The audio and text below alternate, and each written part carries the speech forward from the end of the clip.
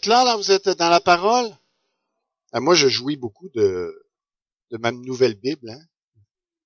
Donc, on vous encourage à vous la procurer. Et puis, c'est ça, je suis comme un petit enfant là, avec ma nouvelle Bible. Je suis excité. Il y a vraiment beaucoup d'informations là-dedans, c'est bon. Alors, on va aller dans la prière pour pas que je m'étire trop. Là. Tendre Père, bien merci parce que tu es là, merci parce que tu nous as pas laissés comme des orphelins. D'abord, tu nous as laissé ton esprit, mais en plus de ça, tu nous as laissé ta parole pour nous conduire. Seigneur, puis cette parole-là, elle est précieuse, elle dit pas n'importe quoi. On a la responsabilité de bien la comprendre. Seigneur, donne-nous un esprit d'intelligence pour vraiment saisir les Écritures, puis qu'on puisse aligner notre vie en fonction des Écritures. Accorde-nous ta grâce, Seigneur. Merci parce que tout ce que tu demandes, tu vas le donner. Et on est ici ce matin pour recevoir de toi, Seigneur. On ne se mettra pas des fardeaux, parce qu'on sait qu'on n'est pas capable. On va recevoir de toi ce qu'on a besoin pour être fidèle. Alors, Seigneur, rends-nous fidèles, c'est toi qui le fais. C'est toi qui nous sanctifie, c'est toi qui nous rend fidèles. Donc, Seigneur, on est vraiment reconnaissant de ça, Seigneur. Merci parce que c'est léger. Fais l'œuvre que tu as envie de faire dans nos vies ce matin, Seigneur. Merci déjà d'avance. Dans le beau nom de Jésus. Amen.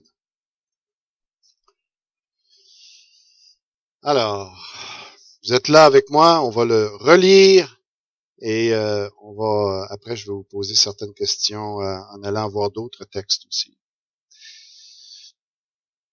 Quand il ouvrit le 5e sceau, je vis sous l'autel l'âme de ceux qui avaient été mis à mort à cause de la parole de Dieu et à cause du témoignage qu'ils avaient rendu.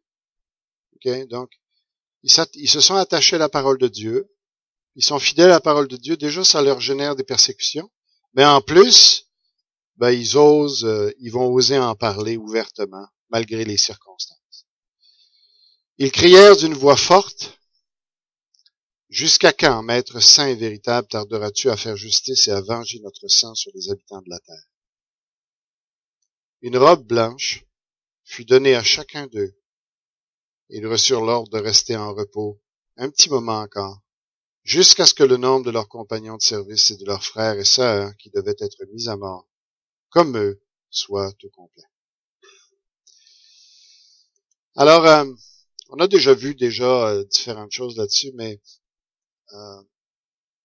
on s'est posé la question, comment est-ce qu'ils vont faire, d'abord pour passer d'une période aussi difficile que celle-là, en restant fidèles. Et donc, on a vu la semaine passée que c'est certainement pas parce que le Saint-Esprit n'est plus en eux.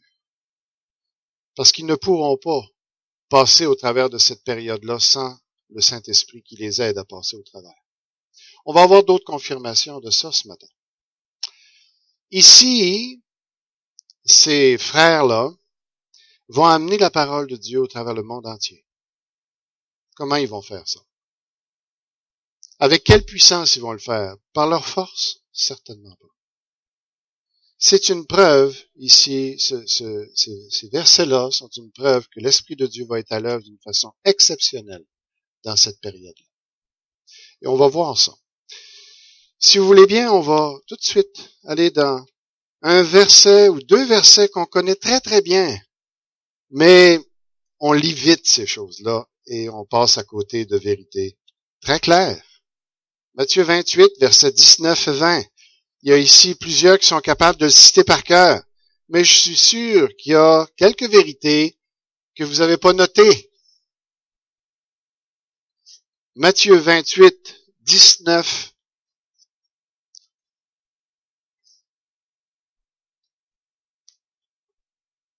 20. Ça dit, allez donc, faites de toutes les nations des disciples, baptisez-les au nom du Père, du Fils et du Saint-Esprit, et enseignez-leur à mettre en pratique tout ce que je vous ai prescrit. Et moi, je suis avec vous tous les jours jusqu'à la fin du monde. Je vous pose la question maintenant. Qu'est-ce que vous remarquez dans ces versets-là? Jusqu'à la fin du monde.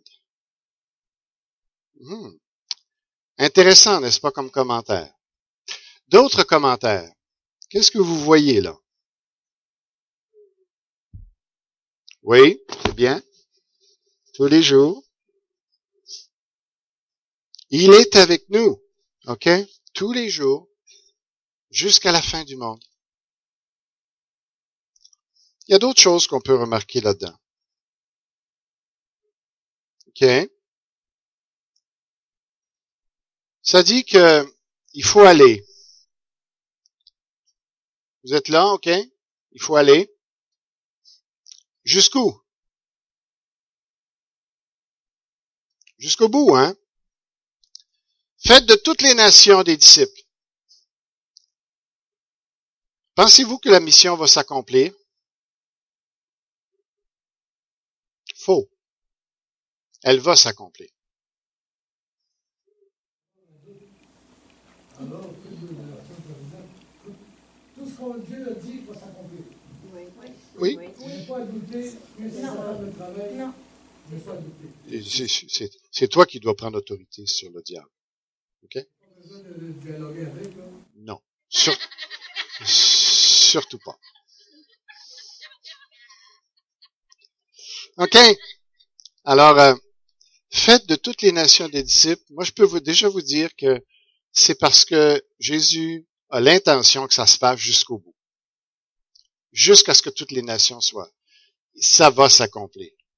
Et on va voir que ça va s'accomplir et ça va reposer sur sa puissance à lui. C'est ça qu'on garde. OK? Maintenant, vous voyez ici, et si vous vous demandez, oui, dans la mesure où ça reste dans le texte. OK. Fait de toutes les nations des disciples. Dans la nation, si on parle de la nation canadienne, c'est quoi? Tous les Canadiens qui sont en Jésus-Christ. Non, mais de toutes les nations, il faut qu'il y ait des disciples. Il y a des disciples dans certaines, mais quand c'est n'est pas là. Dans toutes les nations. Il dit pas que tout le monde va être sauvé. Il dit qu'il va y avoir des disciples de toutes les nations. OK? Enseignant tout ce que je vous ai prédit. Des fois, faire attention de ne pas mélanger nous ce qu'on pense de la parole et de ce que la parole déclare. C'est sûr.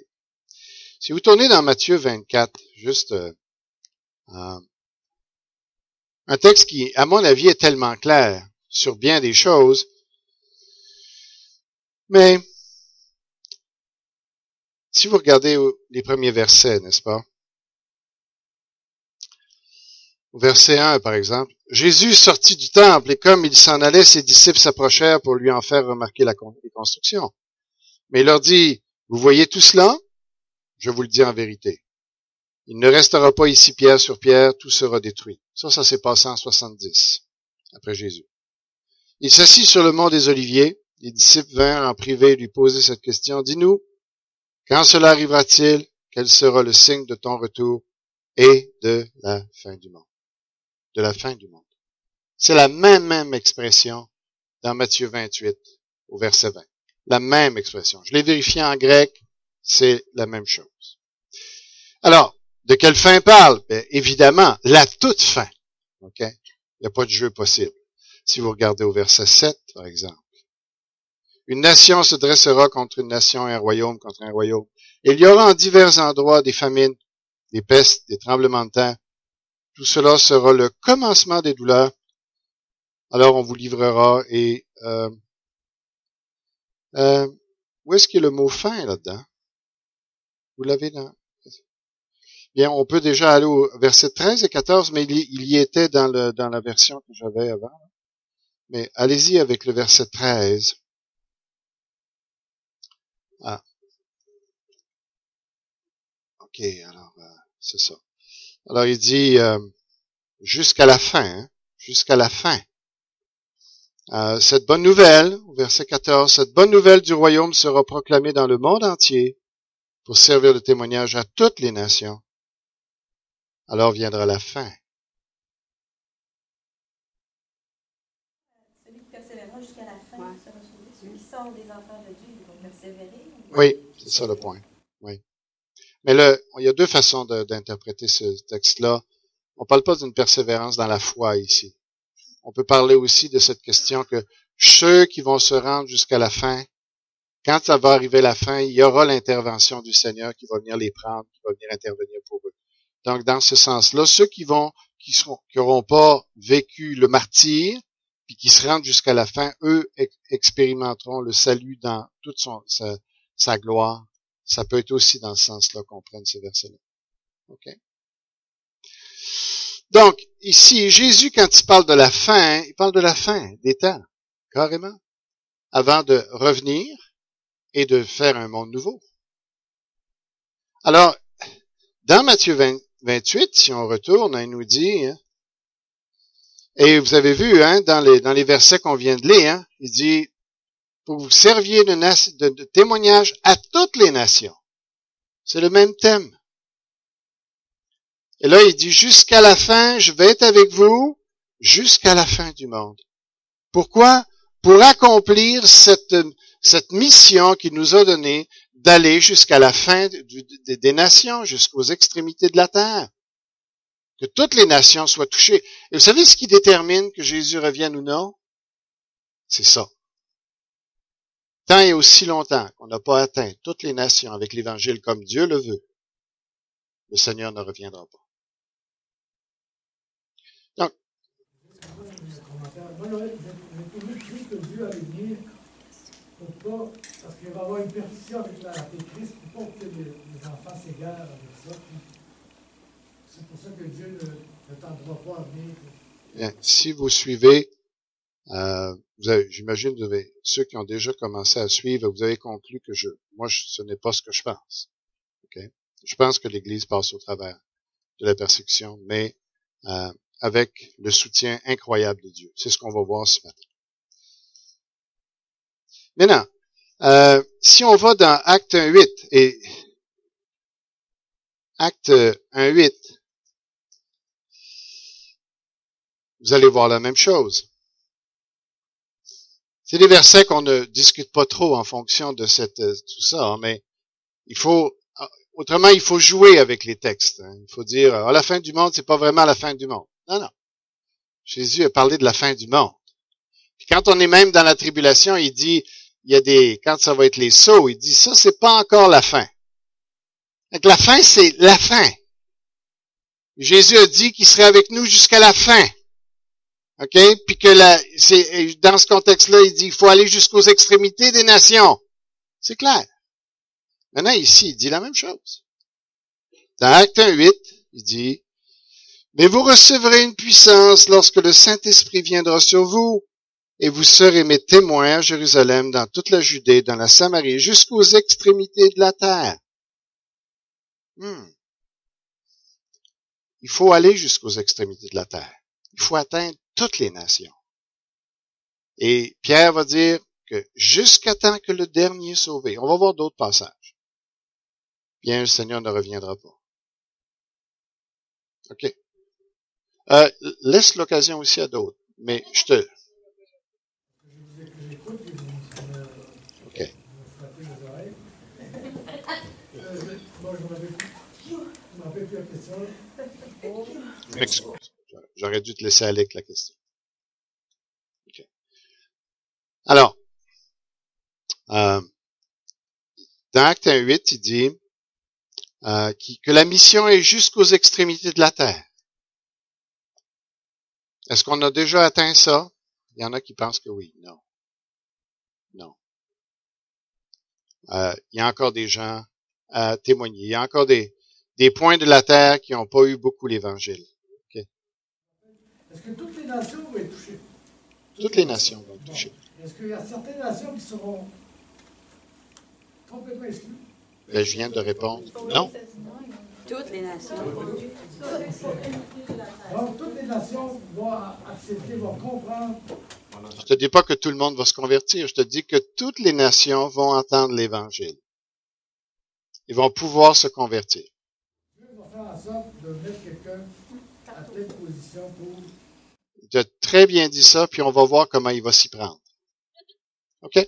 Alors, si on... ma fille va tellement bien avec moi que j'ai même pas besoin de m'occuper de la technique. Alors c'est bon, mais vous avez remarqué une chose ici dans ces versets-là? Avez-vous remarqué quelque chose ici dans ce verset-là? Vous recevrez une puissance. OK. C'est bon? Jusqu'où? Ah bon? Alors, on va avoir besoin du Saint-Esprit pour aller jusqu'aux extrémités de la terre. C'est dans le verset. Jésus nous dit, vous avez besoin de cette puissance-là pour aller jusqu'aux extrémités de la terre.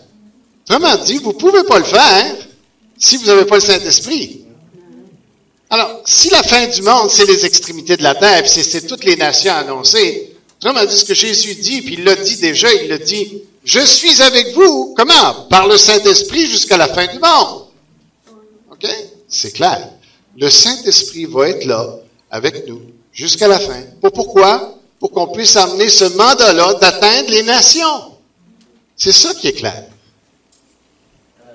Si je ne me trompe pas, dans Romains, il parle de la puissance de la foi.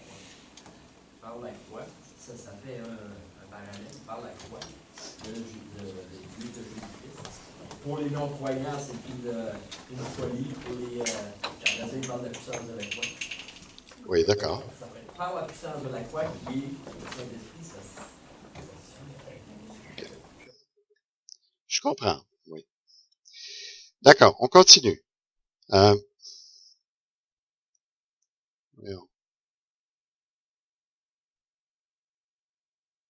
Bon, Olivia, j'ai besoin de toi encore.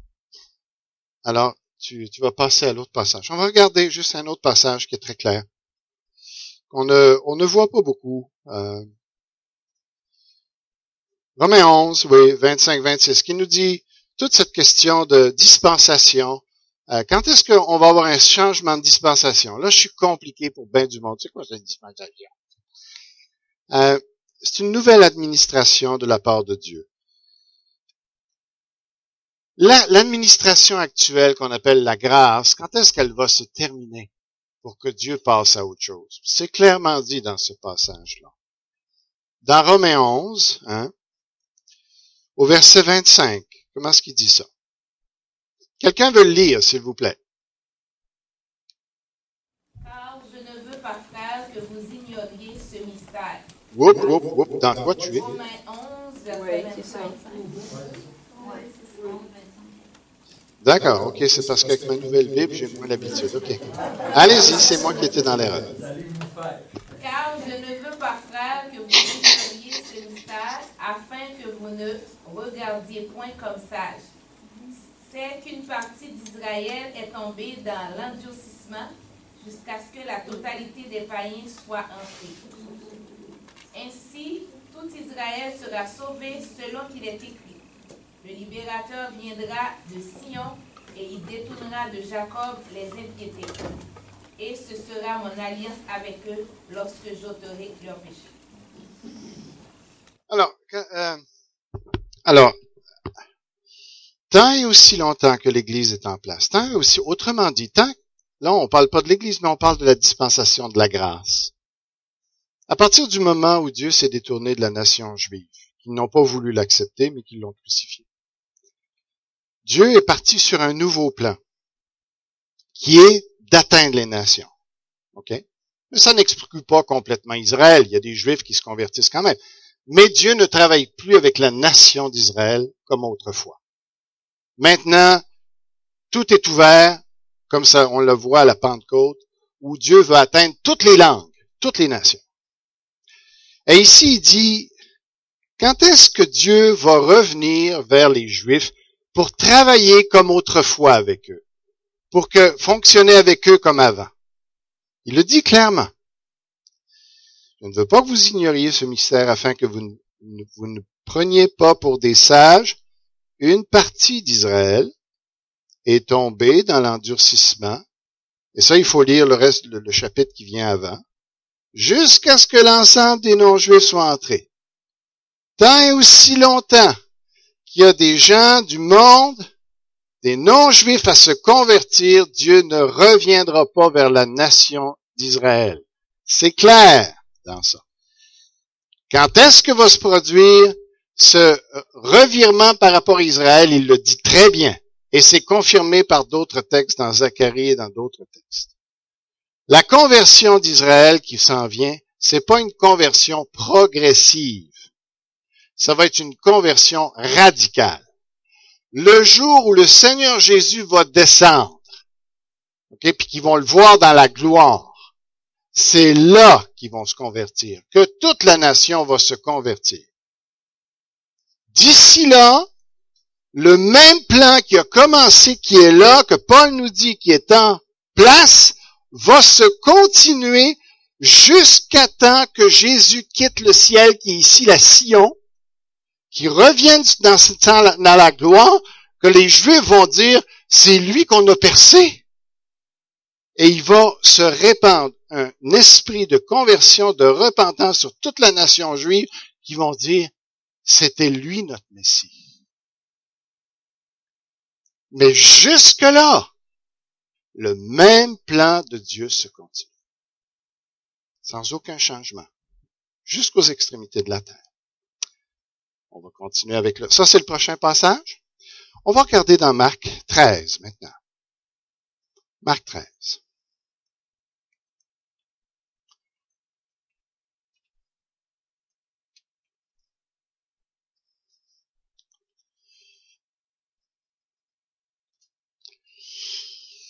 Marc 13, les versets 9 à 13.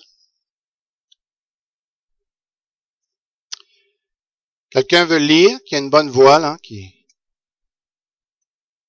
Marc 13. On vous livrera aux tribunaux et vous serez battus de verges dans les synagogues. Comparaîtrez devant des gouverneurs et devant des rois à cause de moi pour leur servir de témoignage. Il faut, premièrement, que la bonne nouvelle soit prêchée à tous les païens, à toutes les nations. Quand on vous amènera pour vous livrer, ne vous inquiétez pas d'avance de ce que vous aurez à dire, mais dites ce qui vous sera donné à l'heure même, car ce n'est pas vous qui parlerez, mais l'Esprit Saint. Vas-y, le chapitre, verset 12, 13. Le frère livrera son frère à la mort, et le père son enfant. Les enfants se soulèveront contre leurs parents et les feront mourir. Vous serez haïs de tous à cause de mon nom. Mais celui qui persévérera jusqu'à la fin sera sauvé. OK. Alors, c'est clair. Ici, des fois, on voudrait dire, ce texte-là ne concerne pas les chrétiens. Bien, je ne suis pas d'accord avec ça du tout. Premièrement, parce qu'il parle de gens qui croient au Seigneur Jésus dans ça, puisque c'est dans le nom de Jésus qu'ils sont persécutés. En plus, il parle de la bonne nouvelle qui doit être proclamée à toutes les nations. Voyez-vous le thème encore? Toutes les nations. Les extrémités de la terre. C'est clair. Et il dit qu'est-ce qu'il va falloir qu'ils aient pour pouvoir le faire, parce que ça serait une période très difficile. C'est pas vrai de dire que le Saint-Esprit n'est plus là. Il dit, le Saint-Esprit va être là d'une manière bien plus puissante que ce qu'on voit actuellement. C'est ça que ça dit. Bien loin de dire que le Saint-Esprit n'est plus là, qu'il a été retiré, disparu, tout ce que vous voulez. Les textes disent, non, non, non. Le Saint-Esprit est là. Et s'il n'est pas là, ces chrétiens-là ne peuvent pas amener le témoignage. Je regrette. Ils le feront pas par leur force. Mais ce qui est extraordinaire là-dedans, c'est qu'on voit toujours cette période-là comme quelque chose de dire, non, non, non, faut pas être là. Moi, je pense que c'est vraiment une mauvaise vision des choses. Jésus n'a jamais parlé comme ça. Il a toujours préparé ses disciples de dire, soyez prêts. Vous pouvez mourir pour votre foi. Mais ne les craignez pas. Ils peuvent juste tuer le corps. Jésus a été clair. Mais je crois que c'est grave de penser que on va toujours éviter les problèmes, qu'on peut pas souffrir pour le Seigneur. Je regrette. Ce n'est pas l'Évangile. Jésus nous a préparés. Si on enlève ces textes-là et qu'on ne se prépare pas, on est dans un état de faiblesse. Il nous dit, vous n'avez pas besoin d'avoir peur. Cette période-là sera terrible. C'est vrai. Le monde sera contre l'Église. Mais le Seigneur ne nous abandonne pas. Le Seigneur va nous fortifier. Et ce qui va se passer, savez-vous quoi? C'est qu'on va tellement être remplis du Saint-Esprit qu'on va tous être des évangélistes. Tous être des évangélistes. Avec une telle puissance que le monde n'aura jamais vu ça. Moi, j'ai hâte. J'ai hâte à cette période-là. De toute façon, vous allez mourir moi aussi. Je ne sais pas dans quelles conditions tu vas mourir, je vais mourir, je ne sais pas. Dans mon lit, 6 mois de temps, j'ai aucune promesse de la part de Dieu que je ne souffrirai pas d'ici ma mort. On va mourir. Est-ce que je vous dis quelque chose que vous ne saviez pas? Vous allez mourir. Est-ce que c'est agréable de mourir? Probablement pas. À moins d'avoir une crise de cœur pendant que tu es en train de dormir puis que tu ronfles. Peut-être que là, ça peut être agréable. Mais Jésus n'a jamais promis qu'on mourrait d'une crise de cœur pendant qu'on ronflait. Alors, mourir, on va mourir. Et savez-vous quoi? J'aime autant mourir pour le Seigneur. J'aime autant mourir martyr. Jamais dans la parole je vois que c'est quelque chose à mépriser que de mourir martyr pour le Seigneur. Les apôtres étaient fiers de pouvoir souffrir pour leur Seigneur. Et pourquoi pas nous? Pourquoi pas nous? Alors, mais on va être équipé, moi vous dire que si vous trouvez que vous n'êtes pas capable de parler pour le Seigneur aujourd'hui, dans cette période-là, Dieu va s'arranger que tu vas parler. Tu n'auras pas besoin de grosses études dans cette période-là. OK? Il va y avoir une manifestation de l'Esprit incroyable. Dieu va se saisir de nous. Exactement comme qui? Comme Étienne. Vous voulez, on regarde l'autre passage? On va regarder un peu la vie d'Étienne. Qui est un type de chrétien. Une espèce de promesse que Dieu fait pour les chrétiens martyrs. Verset 8.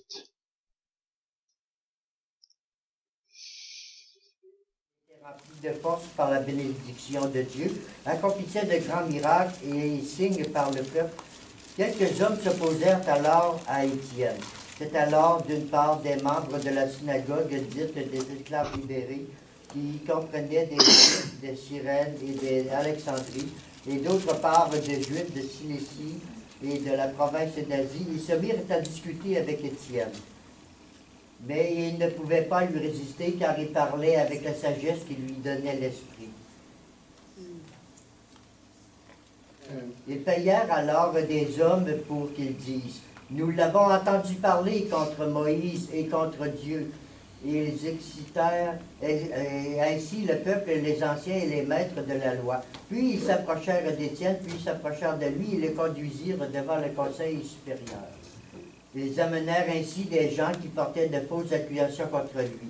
Cet homme, disent-ils, ne cesse de parler contre nous, contre notre Saint-Temple et contre la loi de Moïse. Nous l'avons entendu dire que ce que Jésus de Nazareth détruira le temple et changera les coutumes que nous avons reçues de Moïse. Tous ceux qui étaient assis dans la salle du conseil avaient les yeux fixés sur Étienne et ils virent que le visage était semblable à celui d'un ange. Alors, notre frère a utilisé la Tob, c'est ça que tu as utilisé? C'est la version Tob, c'est hein? C'est bien. C'est bien. Là, c'est une excellente version et tout ça, mais c'est juste, c'est un petit peu, pas exactement placé de la même façon, mais on comprend bien. Merci Roger pour ta lecture. Alors, ce qu'on voit ici dans ça, c'est que Étienne est un homme rempli de l'esprit. Qu'est-ce qu'il pouvait faire? Des miracles incroyables. Et aussi, il parlait, ce que ça dit, c'est qu'il vécut exactement l'expérience que Jésus a promis dans une période de persécution. Je pense que Dieu n'est pas toujours obligé de faire ça. Et l'expérience que l'on a, c'est qu'on doit un peu plus étudier que ce que Jésus avait prévu dans ces textes-là pour être capable d'amener l'Évangile, n'est-ce pas? On a besoin de plus d'articuler nos choses, de pouvoir... Mais on parle dans une période de persécution, OK? Où là, tout est sur parce que tu n'as pas le temps de te préparer, tu sais, je veux dire. Il faut que tu parles au moment où tu vas comparaître, OK? Dans une période comme ça, Jésus a dit, Fais-toi-en pas. Je vais être là, je vais prendre le relève et tu vas parler comme tu n'as jamais parlé. Dieu peut le faire à certaines occasions, vous savez. Autrement, je dis pas que c'est seulement pour cette période-là. Mais et ici, Étienne vit la persécution. Et qu'est-ce qui lui arrive? Il est saisi littéralement par l'Esprit et les gens sont là. Qu'est-ce qu'on peut répondre à ça? Voyez-vous? Il a exactement l'expérience que Jésus a dit que ses disciples vivraient à la fin des temps. Ou dans n'importe quelle période de persécution. OK? Oui, mon frère. Je veux savoir, est-ce que ce ne serait pas la manifestation de la puissance de Dieu qui génère, qui produit la persécution? Ça va aussi avec ça, c'est sûr. Ça va aussi avec ça. Mais on va voir maintenant pourquoi est-ce que Dieu permet la persécution. On voit ici, il est tellement rempli de l'Esprit que les gens le regardent et disent, ils avaient l'impression de voir un ange. Pourquoi? Parce que non seulement l'Esprit de Dieu parlait au travers de lui, mais il resplendissait du Saint-Esprit. Il éblouissait les gens qui étaient là. T'sais. Alors, est-ce que Dieu peut faire ça? Oui, Dieu peut faire ça. Et je vous encourage à rechercher ces choses-là. Mais en même temps, il faut être conscient qu'on est dans une période où les choses vont plus calmement. C'est plus sur du long terme. OK? Donc, il faut être capable de vivre des périodes aussi. Il y en a qui voudraient toujours être dans le tapis avec le Saint-Esprit puis vivre toujours des... C'est pas comme ça. Je regrette, c'est pas comme ça. Si vous regardez au travers le monde entier, vous regardez l'expérience des chrétiens dans le monde entier, vous verrez pas ça. Ça arrive, Dieu est souverain, Dieu a des périodes où il veut se manifester d'une façon spéciale. Gloire à Dieu. On veut pas l'empêcher. Mais en même temps, moi je vous dis, ne soyez pas malheureux parce que vous ne vivez pas ça. Que vous vivez, vous êtes pas un Étienne. Quand quelqu'un vous voit, il vous regarde, dire, sais-tu, t'as pas l'air d'un ange du tout. Parce que si on fait pas le switch, on va être malheureux.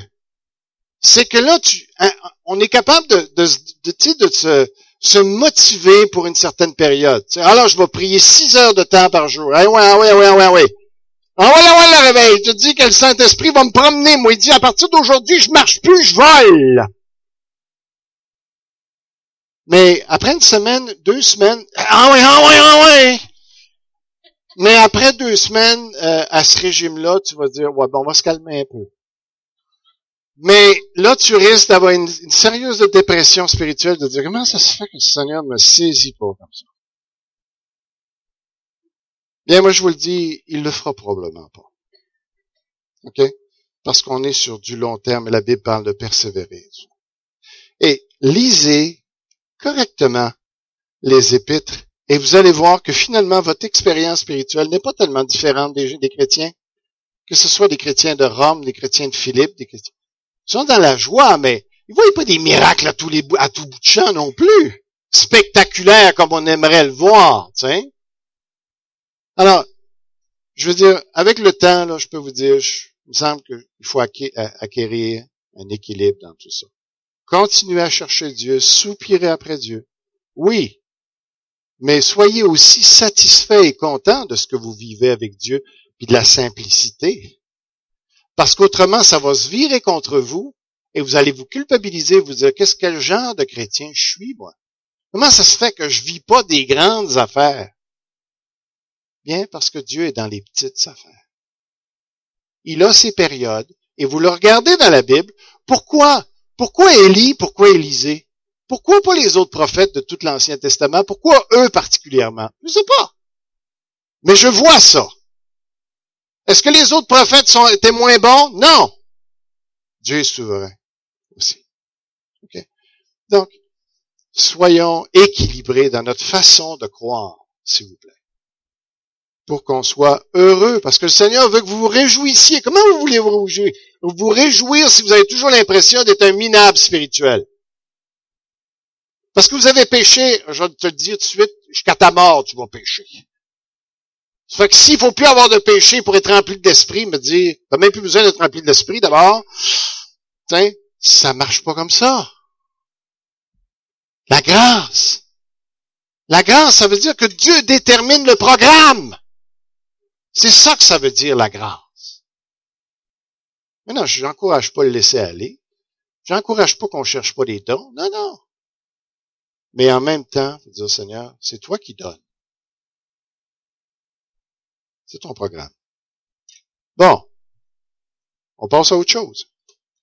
Maintenant, si vous tournez dans la prochaine référence, vous allez voir le résultat.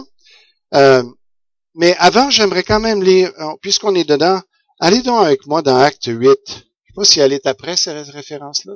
Non. Acte 8. Regardez. Acte 8. Dieu veut qu'on aille jusqu'aux extrémités de la terre, voyez-vous? Dieu veut qu'on fasse le plus vite possible pour annoncer l'Évangile. Ça, c'est sa volonté. OK? Puis quand j'entends notre sœur qui témoigne de dire « j'ai témoigné », moi aussi cette semaine j'ai témoigné, il y en a d'autres qui ont témoigné, bravo, amen. C'est ça que Dieu veut. Puis dans cette église ici, on va le ramener tout le temps. C'est les extrémités de la terre.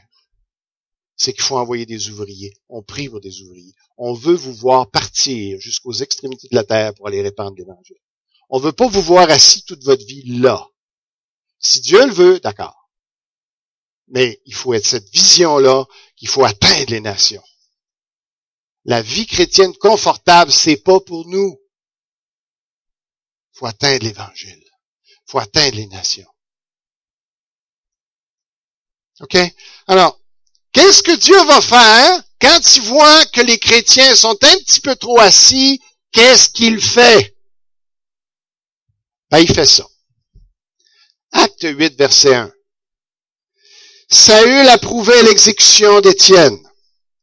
Ce jour-là, une grande persécution éclata contre l'église de Jérusalem et tous, à l'exception des apôtres, se dispersèrent dans les diverses régions de la Judée et de la Samarie. Voyez-vous le plan? Ici, ils ont juste voulu rester à Jérusalem. Ils ont resté à la première partie du plan. Dieu voulait qu'ils soient des témoins à Jérusalem. Aïe, à Jérusalem, on est-tu bien? Tout le monde est en train de se convertir, ça le fun. Ah, on est-tu bien ensemble? Hein? C'est donc le fun, la communion fraternelle. T'sais, le partage. Tout le monde, personne disait qu'il y avait quelque chose qui lui appartenait. Il partageait. On est-tu bien là-dedans? Sauf qu'à un moment donné, Jésus a dit, ça va faire, là. Ça va faire le confort. Alors, qu'est-ce qu'il a fait? As-tu attendu à un moment donné que ça se déclenche dans la tête de quelqu'un? Il a dit, non, je sais, j'ai un très, très bon moyen. On va envoyer la persécution. Là, vous allez grouiller. Ce jour-là, une grande persécution éclata contre toute l'église de Jérusalem. Et tous, ça c'est le moyen de Dieu, se dispersèrent dans les régions, etc. Après ça, il dit, au verset 4, ceux qui avaient été dispersés allaient de lieu en lieu et annonçaient la bonne nouvelle de la parole. Vous voulez pas le faire? Vous allez le faire. Et le jour où Dieu, quand il va voir que les événements s'approchent de la fin, vous savez ce qu'il va faire? Ah ouais, la persécution. On sera même plus capable de se réunir ici.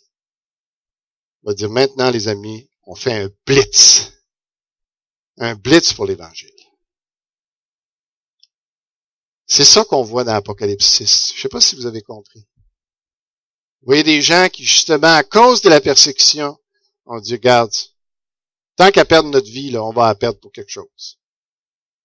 Répand l'Évangile. Et vous voulez voir le résultat, qu'est-ce que ça a donné, ce résultat-là? Ben, on va aller voir dans Apocalypse 7. Non, c'est interdit de poser des questions ici. Pourquoi? D'abord, il dit aller dans les nations. D'accord? Non, il dit pas aller dans les nations, mais aller jusqu'où? Oui. Ouais. Bon, OK. Si tu dis ça, c'est parce que tu vas aller évangéliser à des places, et ça n'a jamais été évangélisé. Oui. Ça veut dire que si je donne un exemple, on va en France. Il y a là du monde là.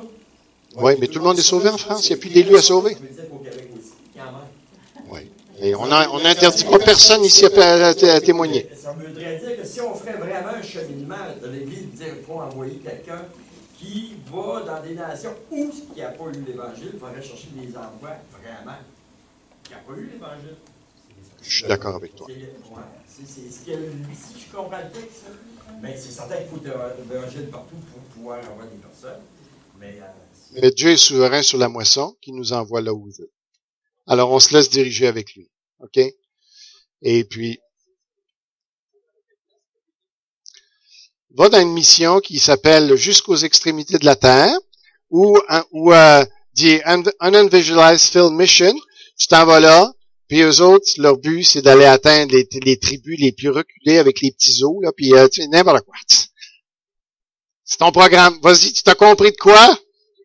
Lâche ta moto, puis envoie là-bas. Bon, alors, Apocalypse 7. Ça, c'est le résultat du chapitre 6. OK? Ce que vous voyez dans le chapitre 7, c'est le résultat du chapitre 6. Tous ceux qui ont perdu leur vie là pour la bonne nouvelle, pour le nom de Jésus, pour la parole, au chapitre 6, regardez le résultat que ça va donner, ça.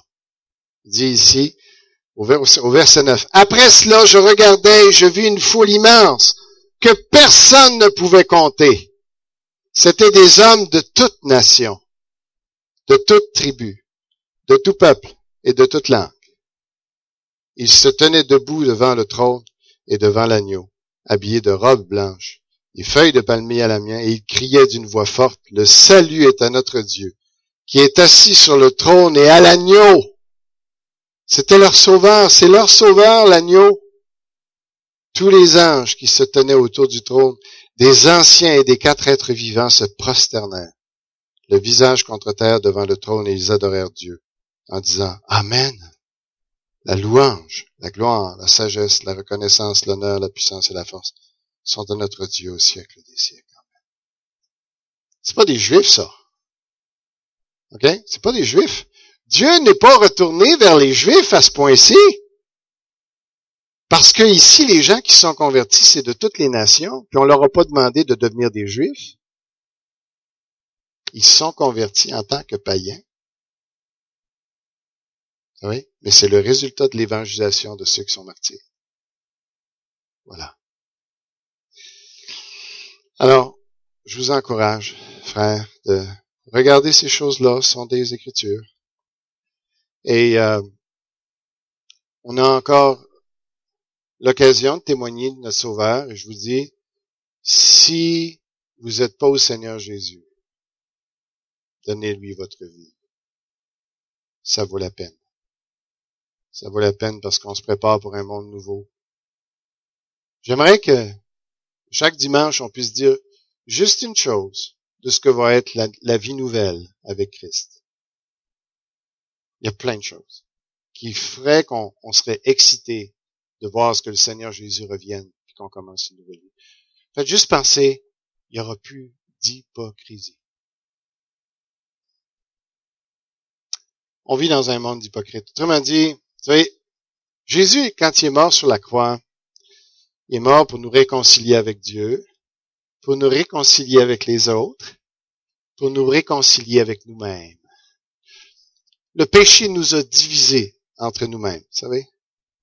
Parce qu'on a une attitude de façade avec les gens, puis à l'intérieur, on peut complètement être à l'inverse de ça. Ouais, hein? Avoir un beau visage,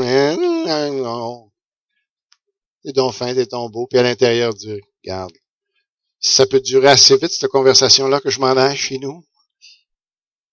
On est comme ça, hein? On est deux. Tu sais? Puis Jésus est venu mourir pour faire qu'on soit un.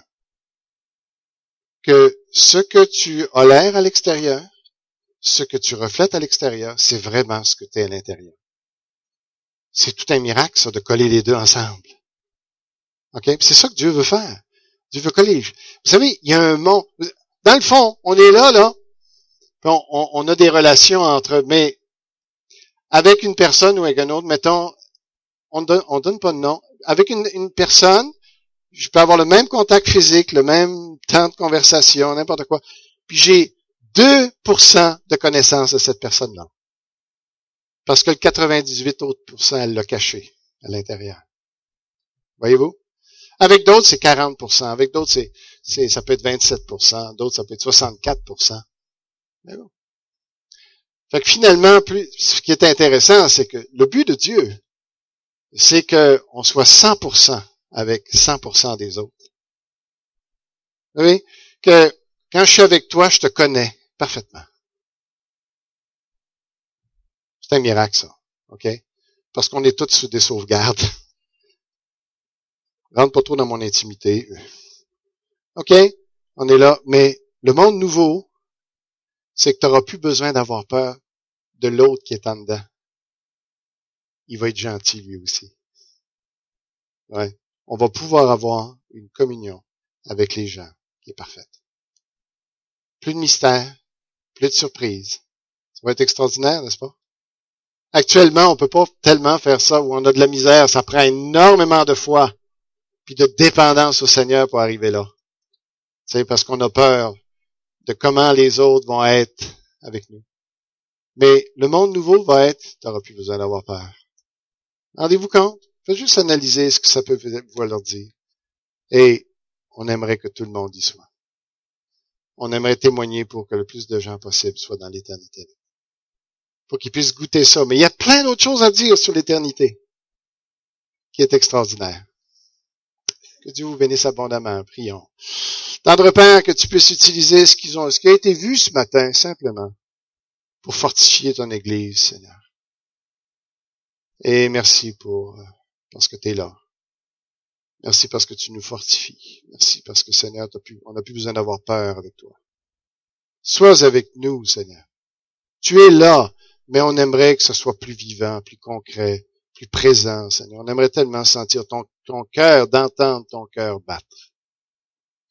Au nom de Jésus. Amen.